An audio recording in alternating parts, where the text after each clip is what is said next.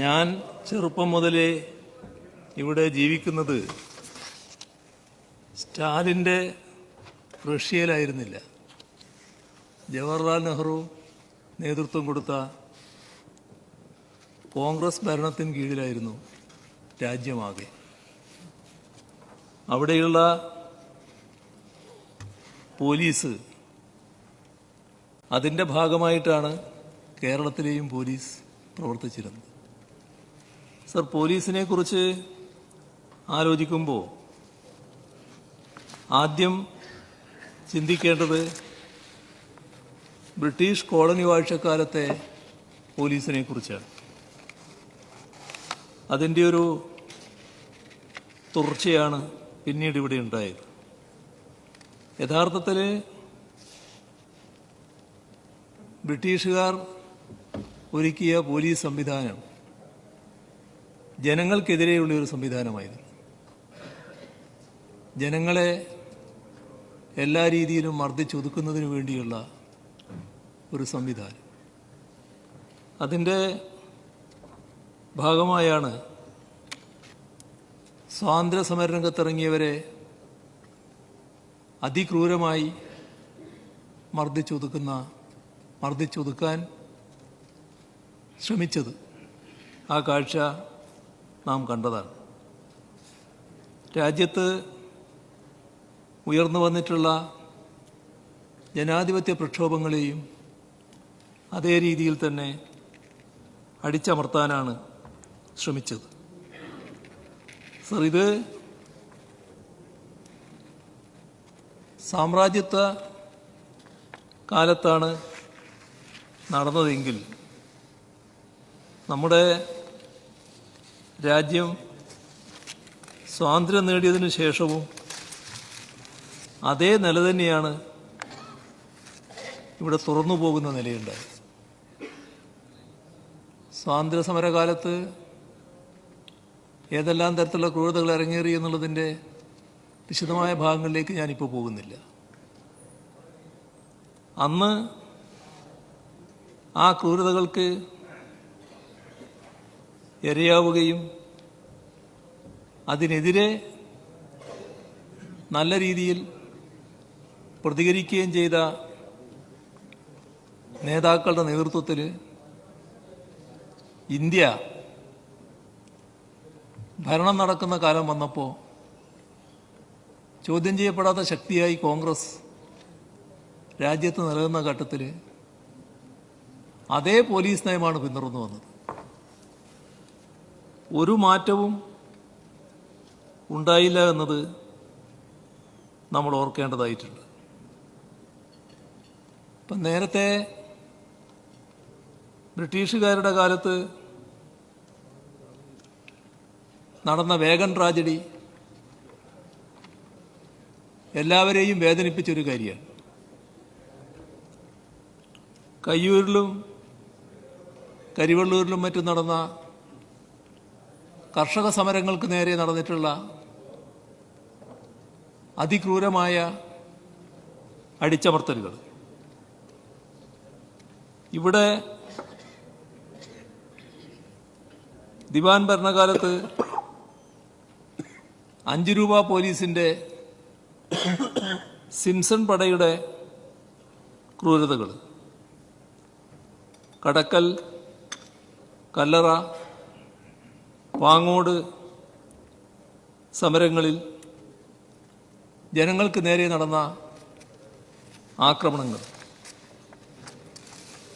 ഇതെല്ലാം നേരത്തെ നടന്നതായിരുന്നുവെങ്കിൽ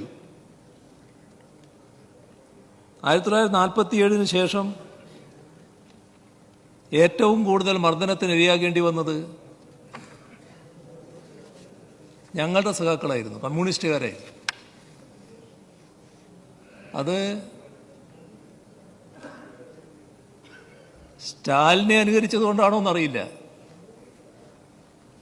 കോൺഗ്രസിൻ്റെ നേതൃത്വത്തിലാണ് കാര്യങ്ങൾ രാജ്യത്ത് നടന്നിരുന്നത്. അന്നിവിടെ ഏതെല്ലാം തരത്തിലുള്ള ക്രൂരതകളാണ് അരങ്ങേറിയത് എന്നത് എല്ലാവർക്കും അറിയാലോ. കമ്മ്യൂണിസ്റ്റുകാരെ എത്ര ക്രൂരമായാണ് വേട്ടയാടിയിരുന്നത് എന്നത് ചരിത്ര വസ്തുതകളല്ലേ. അതൊക്കെ ചെയ്യാനുള്ള കരുത്ത് എങ്ങനെയാണ് കിട്ടിയത്? ചെയ്യുന്നവർക്ക് എല്ലാ സംരക്ഷണവും. സർ, ഒരു ഘട്ടത്തിൽ കമ്മ്യൂണിസ്റ്റുകാരെ വേട്ടയാടുന്നതിനായിട്ട് ഒരു കുറുവടിപ്പടക്ക് നേതൃത്വം കൊടുത്തു. ആ കുറുവടിപ്പടയും പോലീസും കൂടിയായിരുന്നു കമ്മ്യൂണിസ്റ്റുകാരെ തിരക്കിപ്പോയിരുന്നത്. പോലീസ് കൂടെയുണ്ടാവും. കുറുവടിപ്പടയിൽപ്പെട്ടവർ വീട്ടിനകത്ത് കയറി കിട്ടാവുന്നതെല്ലാം കൊള്ളയടിക്കും. എത്രയോ ഉദാഹരണങ്ങൾ കമ്മ്യൂണിസ്റ്റുകാർക്ക് പറയാനുണ്ട്. ഏതെല്ലാം തരത്തിലുള്ള ക്രൂരതകൾ? ആ ക്രൂരതകൾ ചെയ്യാൻ പാടില്ല എന്ന് പറഞ്ഞോ? ഇവിടെ അക്കാലത്ത് വാഹനങ്ങൾക്ക് പോകാൻ കഴിയുന്ന റോഡുകൾ കുറവാണല്ലോ. ഉൾപ്രദേശങ്ങളിൽ നിന്ന് കമ്മ്യൂണിസ്റ്റുകാരെ പിടിച്ചാൽ അവരുടെ വാഹനം പാർക്ക് ചെയ്ത സ്ഥലം വരെ തല്ലിക്കൊണ്ടായിരുന്നു കൊണ്ടുപോയിരുന്നത്. കാരണം ആളുകളെ ഭയപ്പെടുത്താൻ, കമ്മ്യൂണിസ്റ്റ് പാർട്ടിയിലേക്ക് ആളുകൾ വരാതിരിക്കാൻ ആ തരത്തിലുള്ള മർദ്ദന രീതികളായിരുന്നു അഴിച്ചുവിട്ടിരുന്നത്. ഇതിൻ്റെ ഭാഗമായി നടന്ന ഏതെങ്കിലും സംഭവത്തിൽ കുറ്റവാളികൾക്കെതിരെ, അതിക്രമം കാണിച്ചവർക്കെതിരെ എന്തെങ്കിലും നടപടിയെടുക്കൽ ഉണ്ടായോ? എവിടം വരെ എത്തിയത്? ലോക്കപ്പിനകത്ത് മർദ്ദനം മാത്രമല്ല, ലോക്കപ്പിനകത്ത് ഇടിച്ചിടിച്ച് കൊല്ലുന്ന, അതിക്രൂരമായി കൊല്ലുന്ന അവസ്ഥയുണ്ടായില്ലേ? നേരത്തെ ചില സംഭവങ്ങൾ ഇവിടെ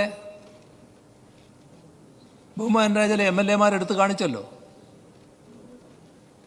മണ്ടോടി കണ്ണനെ പോലുള്ളവരെ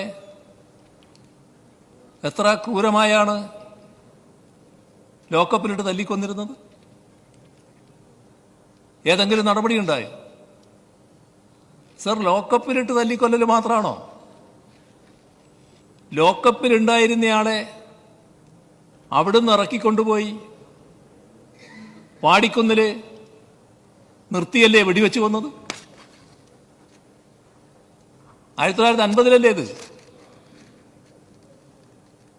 നമ്മുടെ രാജ്യം റിപ്പബ്ലിക്കായതിനു ശേഷമല്ലേ കമ്മ്യൂണിസ്റ്റുകാരെ എന്തും എന്നുള്ള അവസ്ഥയായിരുന്നില്ലേ? അതല്ലേ ഉണ്ടായത്? ഏതെങ്കിലും നടപടി ഉണ്ടായോ? അതിനെതിരെ എന്തെങ്കിലും നടപടി ഉണ്ടായോ? സർ, അങ്ങടക്കം ഇവിടെ ഇരിക്കുന്ന, ഈ ഭാഗത്തിരിക്കുന്ന എത്രയെത്ര ആളുകൾ പോലീസിന്റെ ക്രൂരതയ്ക്ക് ഇരയായവരാണ്. എന്നെ ഉദ്ധരിച്ചു എന്നുള്ളത് നല്ല കാര്യം തന്നെ, അത് വേറൊരു ഭാഗം, അതവിടെ ഇരിക്കട്ടെ. പക്ഷെ ഇവിടെ എന്തെല്ലാം തരം കാഴ്ചകളായിരുന്നു കണ്ടിരുന്നത്? നമ്മുടെ പ്രക്ഷോഭങ്ങളുടെ നേരെ, സമരങ്ങളുടെ നേരെ സ്വീകരിച്ചിരുന്ന സമീപനം ഓരോ ഘട്ടത്തിലും എത്ര ക്രൂരമായിരുന്നു. സർ, ഈ കേരളത്തിന്റെ ഒരു പൊതു ചിത്രം എന്തായിരുന്നു? തെരുവുകളിൽ തല്ലുകൊണ്ട് രക്തം ഒലിക്കുന്ന എത്രയെത്ര വിദ്യാർത്ഥികളെയും യുവാക്കളെയുമാണ് ഒരു കാലത്ത് നാം കണ്ടിരുന്നത്. എത്ര ഭീകരമായ മർദ്ദനമായിരുന്നു. സർ, മർദ്ദിച്ചവർക്കെതിരെ എന്തെങ്കിലും നടപടി ഉണ്ടായോ? ഇവിടെ ഓർക്കേണ്ട ഒരു കാലം, കേരളത്തിലൊരു കാലം ഉണ്ടായിരുന്നു, പ്രകടനങ്ങൾ പോലും നടത്താൻ പറ്റില്ലായിരുന്നു. പ്രകടനങ്ങൾ നടത്തുമ്പോൾ ആ പ്രകടനത്തിന് നേരെ ഒരു കാരണവുമില്ലാതെ പോലീസ് ചാടി വീഴും, തല്ലിപ്പിരിക്കും. അതെവിടുന്ന് കിട്ടിയതാ? ബ്രിട്ടീഷുകാരന്റെ കാലത്ത് കിട്ടിയത്. അതിന് തുടർച്ചയാണ് ഉണ്ടായത്. ജന്മിമാർക്കെതിരെ മുദ്രാവാക്യം വിളിക്കാൻ പറ്റില്ല. ഒരു ഫാക്ടറിയിലെ തൊഴിലാളികൾക്ക് അവരുടെ അവകാശങ്ങൾ ഉയർത്തിക്കൊണ്ട് പ്രക്ഷോഭം നടത്താൻ പറ്റില്ല. അക്രമമൊന്നും ഉണ്ടാകണ്ട, പ്രകടനം നടത്തിയാൽ തന്നെ തല്ലിപ്പിരിക്കുമായിരുന്നു. ആ ഉദ്യോഗസ്ഥന്മാർക്ക്, ആ പോലീസ് ഉദ്യോഗസ്ഥന്മാർക്ക് അത്തരം കാര്യങ്ങൾ ചെയ്യാൻ കഴിഞ്ഞത് അവർക്കെല്ലാം സംരക്ഷണം കിട്ടിയതുകൊണ്ടായിരുന്നു. സർ, കേരളത്തിൽ എപ്പോഴാണ് ഇതിന് മാറ്റം വന്നത്? അതാണ് നാം ശ്രദ്ധിക്കേണ്ട മറ്റൊരു കാര്യം. രാജ്യത്ത് തന്നെ നടപ്പായ ഈ നയം ആദ്യം മാറ്റം കുറിക്കുന്നത് കേരളത്തിലാണ്. അതിനിടയാക്കിയത്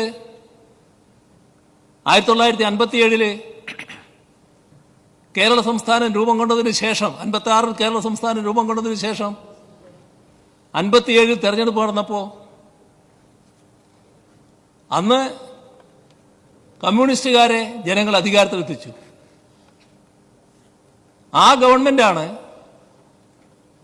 അതേവരെ രാജ്യത്താകെ നടപ്പാക്കി വന്ന പോലീസ് നയത്തിൽ സാരമായ മാറ്റം വരുത്തുന്നത്. എന്തായിരുന്നു ആ മാറ്റം? ഒന്ന് ലോക്കപ്പുകളെ കുറിച്ച് തന്നെയായിരുന്നു,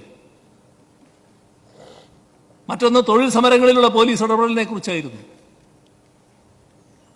പോലീസ് സ്റ്റേഷനിൽ എങ്ങനെ ആളുകളോട് പെരുമാറണമെന്നതിനെ കുറിച്ച് അടക്കമായിരുന്നു. ഇതെല്ലാം സമൂഹം പൊതുവിൽ സ്വീകരിച്ച മാറ്റങ്ങളായിരുന്നു. പക്ഷെ നമുക്കറിയാലോ, ആ ഗവൺമെന്റ് 2 വർഷമല്ലേ നിന്ന്. അത് കഴിഞ്ഞ് അതിന്റെ ചരിത്രത്തിലേക്ക് ഞാനിപ്പോൾ പോകുന്നില്ല. അത് കഴിഞ്ഞതിന് ശേഷം വീണ്ടും പഴയതിലേക്കല്ലേ തിരിച്ചുപോയത്. ലോക്കപ്പ് ഇടിമുറികളാക്കി മാറ്റിയില്ലേ? നമ്മുടെ നാട്ടിലെ സമീപനത്തിന്റെ കാര്യത്തിലാണ് വ്യത്യാസങ്ങൾ കാണേണ്ടത്. കോൺഗ്രസിന്റെ സമീപനമല്ല ഇവിടെ ഞങ്ങൾ സ്വീകരിച്ചിട്ടുള്ളത്. പോലീസ് എന്നത് ഇവിടെ നേരത്തെ പറഞ്ഞതുപോലെ വലിയൊരു സേനയാണ്. ആ വലിയ സേനയിൽ ഏതെങ്കിലും ചില ആളുകൾ തെറ്റായ കാര്യങ്ങൾ ചെയ്താൽ ആ തെറ്റായ കാര്യങ്ങളെ സംരക്ഷിക്കേണ്ട ബാധ്യത സാധാരണഗതിയിൽ ഞങ്ങൾക്കില്ല. പക്ഷേ നിങ്ങളതല്ല സ്വീകരിച്ചത്. കോൺഗ്രസ് ഒരു ഘട്ടത്തിലും അതല്ല സ്വീകരിച്ചത്. ഇവിടെ ഏറ്റവും ഒടുവിൽ VS നടത്തിയ പ്രസംഗം ഒരു ബഹുമാന്യായ അംഗം ഉദ്ധരിക്കുന്നതായിട്ട് കേട്ടു. ആരെ ചൂണ്ടിയാണ് ആ പ്രസംഗിച്ചത്?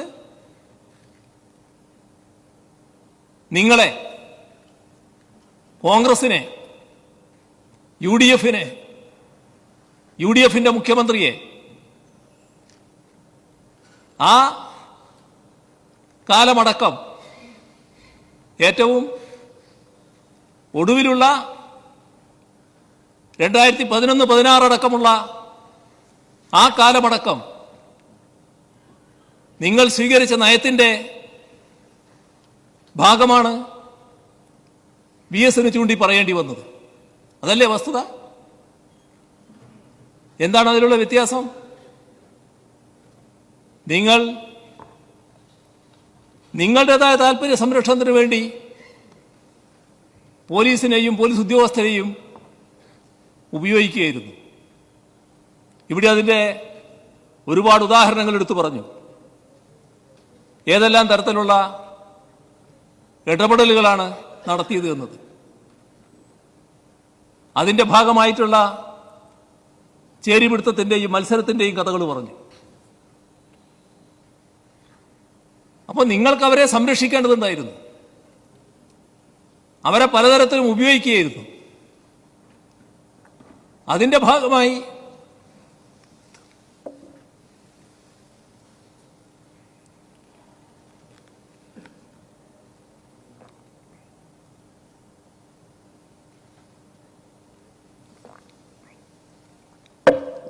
സാധാരണ അന്തരീക്ഷത്തിൽ നിന്ന് മാറിപ്പോകുന്ന അവസ്ഥയാണ് ഉണ്ടായത്. ഇവിടെ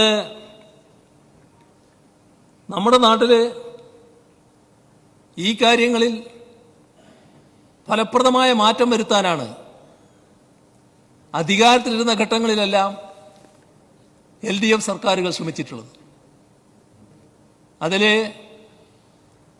2006 LDF സർക്കാർ അധികാരത്തിൽ വന്നപ്പോൾ സമഗ്രമായ ഒരു നിയമം തന്നെ വന്നു. ആ നിയമം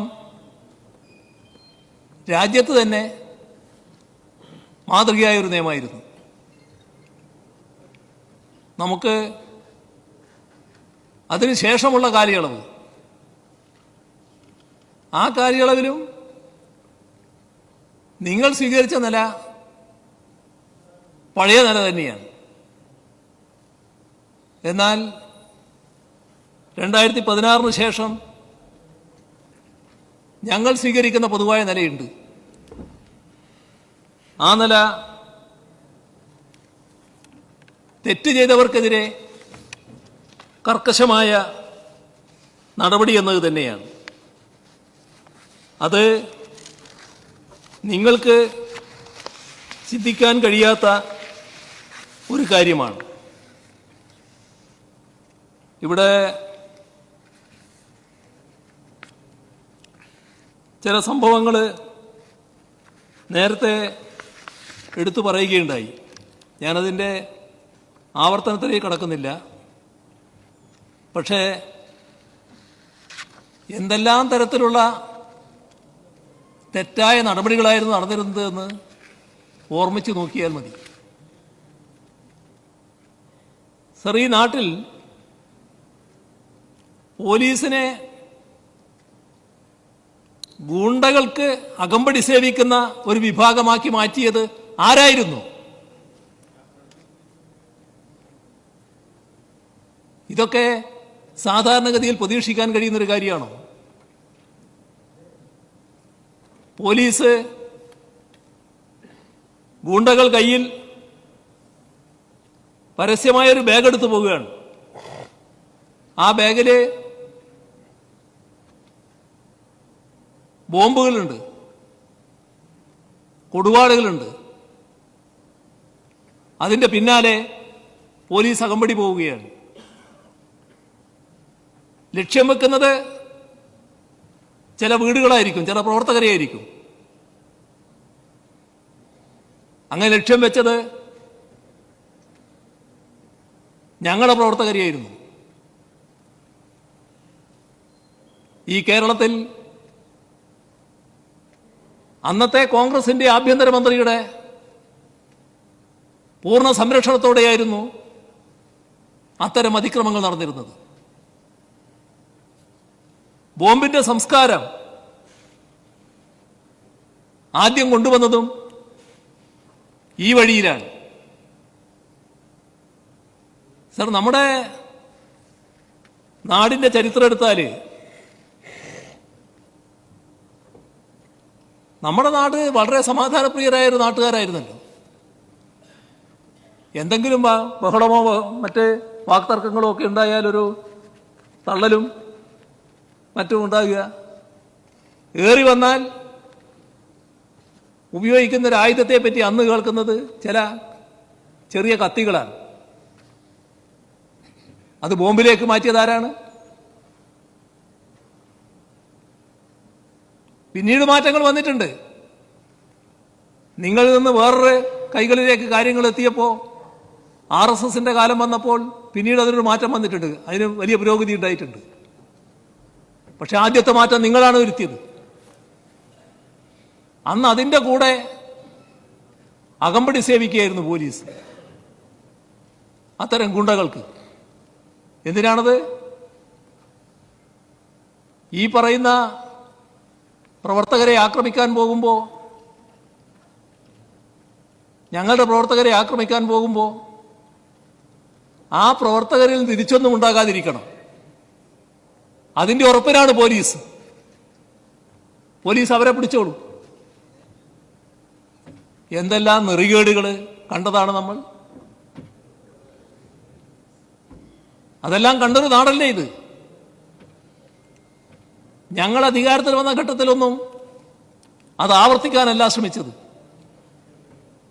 അത് നിങ്ങളുടെ സംസ്കാരം, ആ സംസ്കാരത്തിൽ നിന്ന് മാറി പുതിയൊരു സംസ്കാരം പടുത്തുയർത്താനാണ് ശ്രമിച്ചത്.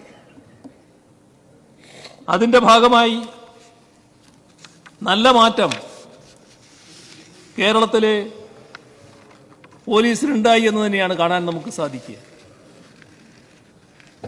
സർ, ഇപ്പോൾ അടുത്ത ദിവസം വന്ന ഒരു കോടതി വിധി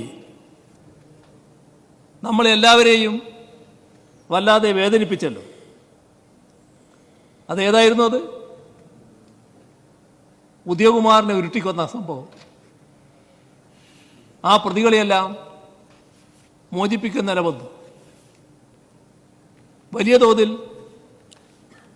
സമൂഹ മനസാക്ഷിയെ വേദനിപ്പിച്ചൊരു സംഭവമാണത്. സർ, അമ്മയ്ക്കുള്ള ഓണക്കോടിയും വാങ്ങി പാർക്കിലിരിക്കുന്ന ഉദയകുമാറിനെയാണ് പോലീസ് കസ്റ്റഡിയിലെടുത്തത്. ആ ഉദയകുമാറാണ് പോലീസ് കസ്റ്റഡിയിൽ മരിക്കുന്നത്. ഇവിടെ അന്ന് അവിടുത്തെ പോലീസ് ഒരു വ്യാജ FIR തയ്യാറാക്കി. മോഷണക്കുറ്റം ഇയാളിൽ ചുമത്താൻ ശ്രമിച്ചു. യഥാർത്ഥത്തിൽ ഉദയകുമാറിൻ്റെ തുടകളിൽ, ഉള്ളംകാലിൽ അടിയേറ്റ പാടുകളുണ്ടായിരുന്നു. അത് ത്വക്ക് രോഗമാണ് എന്ന് സ്ഥാപിക്കാനാണ് പോലീസ് ശ്രമിച്ചത്. ഉരുട്ടിയ അതിൻ്റെ ക്രൂരതയെപ്പറ്റി കൂടുതൽ പറയേണ്ടതില്ലല്ലോ. ഉരുട്ടി കൊലപ്പെടുത്തുകയായിരുന്നു. സർ, നമ്മുടെ സംസ്ഥാനത്ത് അതുപോലുള്ള എത്രയെത്ര ക്രൂരമായ സംഭവങ്ങൾ, ആ സംഭവങ്ങൾ നടന്നപ്പോൾ അത്തരം സംഭവങ്ങൾക്ക് ഉത്തരവാദികളായ ആളുകളെ, ഉദ്യോഗസ്ഥരെ സംരക്ഷിക്കുന്നതിനുള്ള നടപടിയാണ് നിർഭാഗ്യവശാൽ കോൺഗ്രസിന്റെ ഭാഗത്തുണ്ടായത്.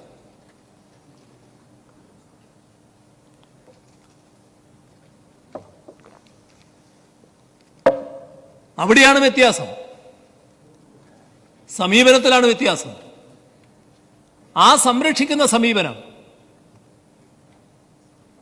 അത് ഞങ്ങളുടെ ഭാഗത്തില്ല. ഇത്തരത്തിലുള്ള എന്തെങ്കിലും അതിക്രമങ്ങൾ എവിടെയെങ്കിലും ഉണ്ടായാൽ ആ അതിക്രമങ്ങൾക്കെതിരെ കർക്കശമായ നടപടി എന്നതാണ് ഞങ്ങളുടെ നിലപാട്. ആ കാര്യത്തിൽ ഒരു മാറ്റവുമില്ല. 2006 ഞങ്ങൾ പോലീസിനൊരു പുതിയ മുഖം നൽകാനാണ് ശ്രമിച്ചത്. ജനമൈത്രി പോലീസ് എന്ന നിലയിലേക്ക് മാറ്റാനുള്ള ശ്രമം ഉണ്ടായി. നല്ല മാറ്റം ആ കാര്യത്തിൽ ഉണ്ടായി എന്നതാണ് നമുക്ക് കാണാൻ സാധിക്കുക. സർ, അതിൻ്റെ ഏറ്റവും വലിയ തെളിവ് ആ ജനമൈത്രി സ്വഭാവം നല്ല രീതിയിൽ പ്രകടിപ്പിക്കാൻ പറ്റുന്ന ഒരു ഭരണ സംവിധാനം 2006-11 കഴിഞ്ഞതിന് ശേഷം പിന്നെ വരുന്നത് 16-ലാണ്.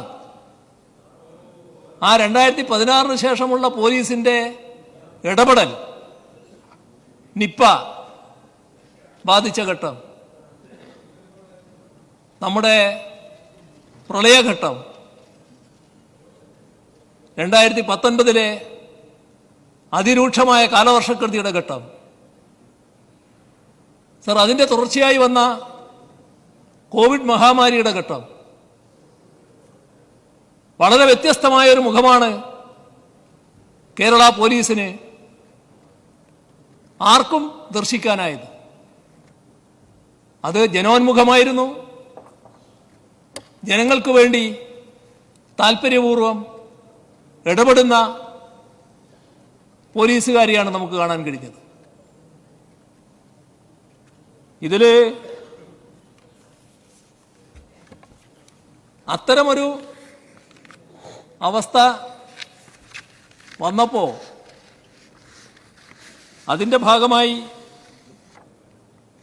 വലിയ മാറ്റം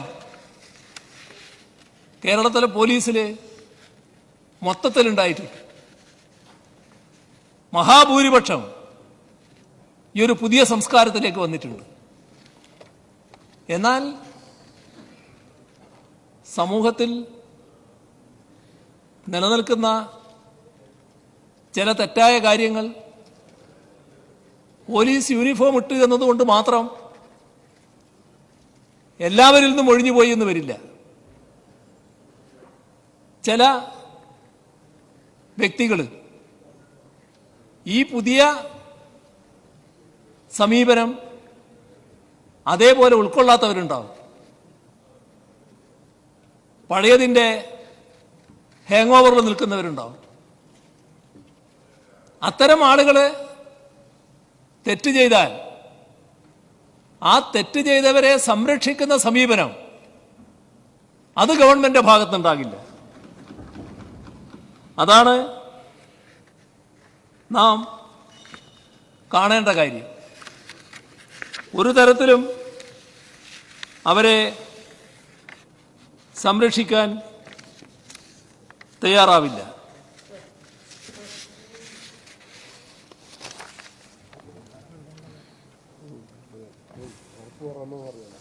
സർ, അങ്ങ് ആവർത്തിച്ച് 3-4 പ്രാവശ്യം പറഞ്ഞു തെറ്റ് ചെയ്തവർ അവരെ രക്ഷിക്കാൻ ശ്രമിക്കില്ല എന്ന്.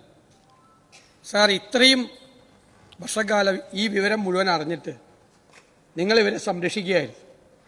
ഞങ്ങളുടെ വളരെ സ്പെസിഫിക് ആയിട്ടുള്ള ചോദ്യമാണ് സാർ, ഈ വിഷയം ഞങ്ങൾ കൊണ്ടുവന്നിട്ട് സാർ ഇത്രയും ക്രൂരമായി കസ്റ്റോഡിയൽ ടോർച്ചർ നടത്തിയ, ഞെട്ടിക്കുന്ന രീതിയിൽ നടത്തിയ ഈ ഉദ്യോഗസ്ഥന്മാരെ അങ്ങ് സർവീസിൽ നിന്ന് പിരിച്ചുവിടുമോ? അതാണ് ഞങ്ങളുടെ ചോദ്യം, സ്പെസിഫിക് ആയിട്ടുള്ള ചോദ്യം. അങ്ങ് എന്താണ് ഉത്തരം പറയുന്നത്? ബഹുമാനപ്പെട്ട പ്രതിപക്ഷ നേതാവ് നേരത്തെ തന്നെ ആ ചോദ്യം ചോദിച്ചു. ഞാനത് കേട്ടിരിക്കുകയല്ലേ, ഞാൻ മറുപടി പറഞ്ഞുകൊണ്ടിരിക്കുകയാണ്. സർ, ബഹുമാനപ്പെട്ട പ്രതിപക്ഷ നേതാവിനുണ്ടായ സംശയം ഞങ്ങൾ ഈ കുറ്റം ചെയ്താൽ ആ കുറ്റം ചെയ്തവർക്കെതിരെ നടപടി സ്വീകരിക്കുന്നുണ്ടോ എന്നുള്ളതാണ്. സർ, അവിടെയാണ് വ്യത്യാസം. നമ്മുടെ പോലീസിൽ ആരെങ്കിലും കുറ്റം ചെയ്തതായി കണ്ടാൽ ഞങ്ങൾ അവരെ സംരക്ഷിക്കുന്നില്ല. അതാണ് ഞങ്ങളുടെ സമീപനം. ഇപ്പോൾ കണക്കുകൾ നോക്കാം. 2016 മെയ് മുതൽ 2024 ജൂൺ വരെ 108 പോലീസുകാരെയാണ് പിരിച്ചുവിട്ടത്. എത്ര? 108. സർ, നോക്കണം. ഞാൻ 1956 മുതൽ എന്നല്ല പറഞ്ഞത്.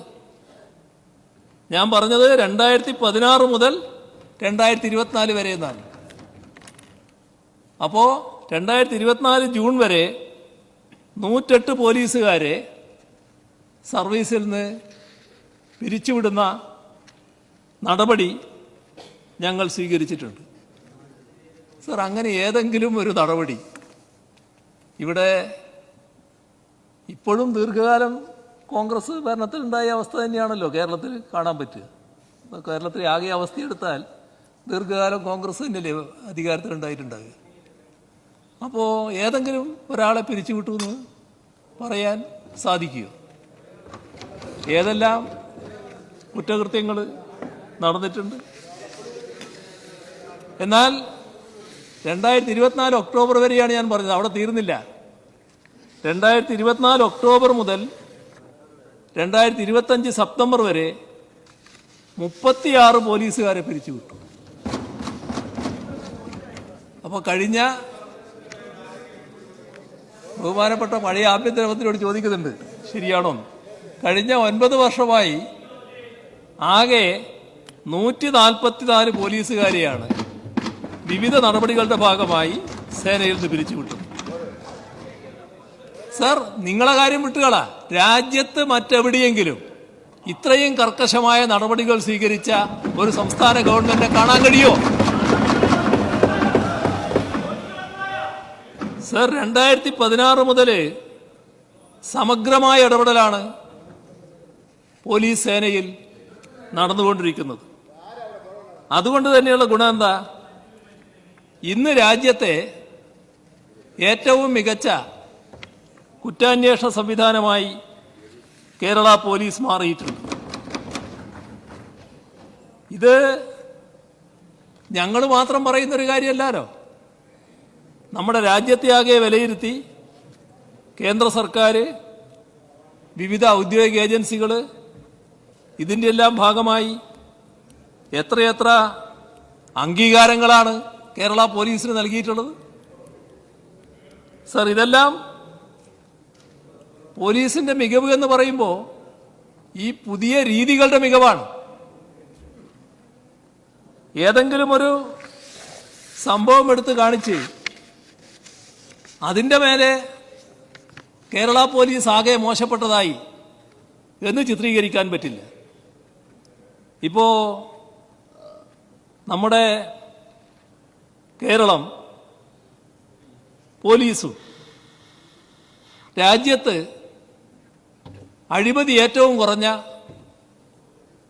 അവസ്ഥയിലാണ് നിൽക്കുന്നത്.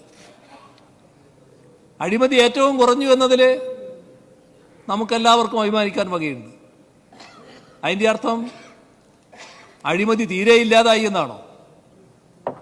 ഏതെങ്കിലും ഒരാൾ എന്തെങ്കിലും അഴിമതി കാണിച്ചാൽ അത് കേരള പോലീസിന്റെ ആകെ മികവിന് ഇടിവായിട്ട് വരുമോ? അയാളെ മേലെ കർക്കശമായ നടപടി എടുക്കണം. ആ കർക്കശ നടപടിയിലേക്ക് നമ്മൾ നീങ്ങും. ഇതുതന്നെയാണ് ഓരോ കാര്യത്തിലും സംഭവിക്കുന്നത്. നിങ്ങൾ കാണേണ്ടത് തല്ലിച്ചതക്കാനും വെടിവെച്ച് കൊല്ലാനുമുള്ള ഒരു സേനയാണ് പോലീസ് എന്ന ഒരു മനോഭാവത്തിലാണ് നിങ്ങൾ പോലീസിനെ കൈകാര്യം ചെയ്തത്. അതേയല്ല ഞങ്ങളുടെ രീതി. അതുകൊണ്ടാണ് കോവിഡ് കാലത്തൊക്കെ രോഗവ്യാപനം വന്നേക്കാമെന്ന് പല മുന്നറിയിപ്പുകളുണ്ടായിട്ടും സ്വയം സമർപ്പിച്ച് വിശ്രമരഹിതമായി ആ കാലത്ത് ഇടപെടുന്ന പോലീസ് സേനയെ കാണാൻ നമുക്ക് കഴിഞ്ഞു. ചൂരൽമലയിൽ നമ്മൾ കണ്ടില്ലേ എത്ര നല്ല ഇടപെടലാണ് മറ്റ് സേനകളോടൊപ്പം തന്നെ പോലീസ് സേനയുടെ ഭാഗത്തും ഉണ്ടായത്. അപ്പോ ജനങ്ങളുടെ ശത്രുക്കളായി പോലീസിനെ മാറ്റുന്ന പഴയ സംസ്കാരത്തിൽ നിന്ന് തീർത്തും വിഭിന്നമായ ഒരു സംസ്കാരം, ഒരു ജനോന്മുഖ ഭാവം നമ്മുടെ പോലീസിന് വന്നിരിക്കുന്നു എന്നത് നാം മനസ്സിലാക്കേണ്ട ഒരു കാര്യമാണ്. താൽക്കാലിക രാഷ്ട്രീയ ലാഭത്തിനു വേണ്ടി അതിനെ മറ്റു രീതിയിൽ ചിത്രീകരിക്കാൻ ശ്രമിക്കുന്നത് നല്ലതല്ല. അതാണ് എനിക്ക് ഈ കാര്യത്തിൽ ഓർമ്മിപ്പിക്കാനുള്ള കാര്യം. നമ്മുടെ കുന്നംകുളം, എരുമപ്പെട്ടി പോലീസ് സ്റ്റേഷനുകളിൽ രജിസ്റ്റർ ചെയ്ത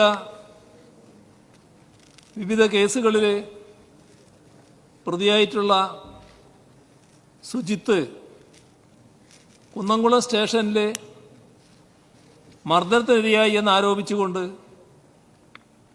തൃശൂർ സിറ്റി ജില്ലാ പോലീസ് മേധാവിക്ക്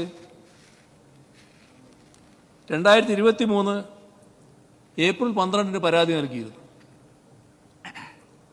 പരാതിയിൽ അടിയന്തര അന്വേഷണം നടത്തിയ Thrissur city DCRB assistant police കമ്മീഷണറുടെ റിപ്പോർട്ടിന്റെ അടിസ്ഥാനത്തിൽ സബ് ഇൻസ്പെക്ടർക്ക് പുറമെ 4 സിവിൽ പോലീസ് ഉദ്യോഗസ്ഥരെ 2023 ഏപ്രിൽ 22 സ്ഥലം മാറ്റുകയുണ്ടായി. തുടർന്നാണ് ആരോപണ വിധേയർക്കെതിരെ വകുപ്പ് തല അന്വേഷണം നടത്തിയത്. പോലീസ് സബ് ഇൻസ്പെക്ടർ അടക്കം 3 പേരുടെ വാർഷിക വേതന വർധനവ് 2 വർഷത്തേക്ക് തടഞ്ഞുകൊണ്ടുള്ള ഉത്തരവും പുറപ്പെടുവിച്ചു. ഇതുമായി ബന്ധപ്പെട്ട് സുജിത്ത് ഫയൽ ചെയ്ത സ്വകാര്യ അന്യായം ബഹുമാനപ്പെട്ട കോടതി ഫയലിൽ സ്വീകരിച്ച് അന്വേഷണം നടത്താൻ നിർദ്ദേശിച്ചിരുന്നു. അതിനെ തുടർന്ന് ഉത്തരമേഖല IG-യുടെ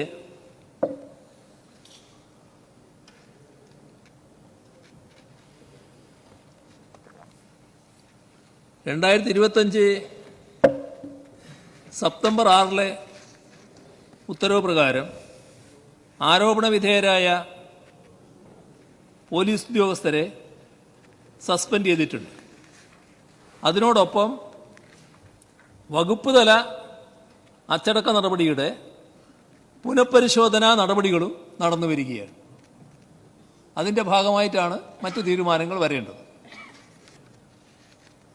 പീച്ചിയിലെ ഒരു ഹോട്ടലിൽ നടന്ന വാക്തർക്കവുമായി ബന്ധപ്പെട്ട് ലഭിച്ച പരാതിയിൽ ഹോട്ടലിൻ്റെ ഉടമയായ ഔസേഫ് എന്നയാളുടെ മകനെയും ജീവനക്കാരനെയും പീച്ചി പോലീസ് സ്റ്റേഷനിൽ വെച്ച് SHO ആയിരുന്ന രതീഷ് മർദ്ദിച്ചുവെന്നും ജാമ്യമില്ലാത്ത വകുപ്പുകൾ പ്രകാരം കേസെടുത്ത് ജയിലിലടക്കുമെന്ന് ഭീഷണിപ്പെടുത്തിയെന്നും ആരോപിക്കപ്പെട്ട് പരാതി ലഭിച്ചിരുന്നു. സംഭവങ്ങളുമായി ബന്ധപ്പെട്ട് രജിസ്റ്റർ ചെയ്ത 2 കേസുകളുടെ അന്വേഷണം നടത്തുന്നതിനായി മണ്ണൂത്തി പോലീസ് സ്റ്റേഷൻ ISHOയെ ചുമതലപ്പെടുത്തിയിട്ടുണ്ട്.